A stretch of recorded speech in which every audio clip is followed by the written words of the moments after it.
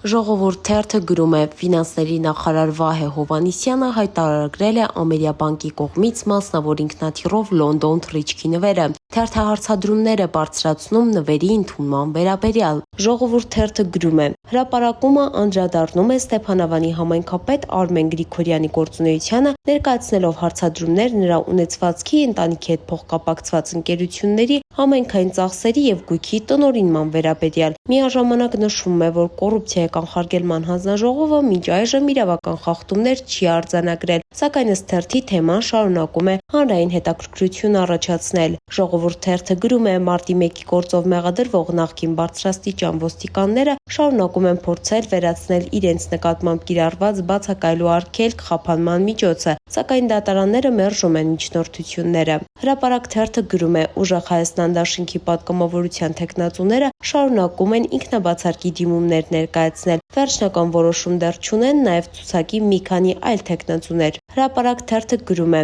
ԱՄՆ պետդեպարտամենտը հաստատել է The Guardian-ի հրապարակումը, ըստ որի TRIP նախագծի հիմնադրամը ղեկավարելու է Կոստանդին Սոկոլովը, որը MTS Հայաստանի նոր սեփականատերերից է։ Հրապարակ թերթը գրում է, իշխանությունը նախապատրաստվում է աշնանը նախատեսվող ՏԻՄ ընտրություններին։ Սյունիքի մի շարք համայնքներում քննարկվում են ՔՊ հնարավոր թեկնածուները, իսկ որոշ տեղերում չի բացառվում փրայմերիզի անցկացումը։ Հրապարակ թերթը գրում է, թերթի տվյալներով ՔՊ-ում դժգոհություն կա ԱԺ հանձնաժողովների նախագահների ընտրության կարգից։ Միաժամանակ հրապարակումը նշում է, որ Մերձավանի նախկին համայնքապետ Մեհեր Ախտոյանը եւ նրա հայրը արտերկրում անհետացել են, իսկ դեպքի առնչությամբ քրեական վարույթ չի նախաձեռնվել։ Դե ինչ, այսքանն ենք պատրաստել ձեզ համար, մնացեք մեզ հետ եւ եղեք տեղեկացված։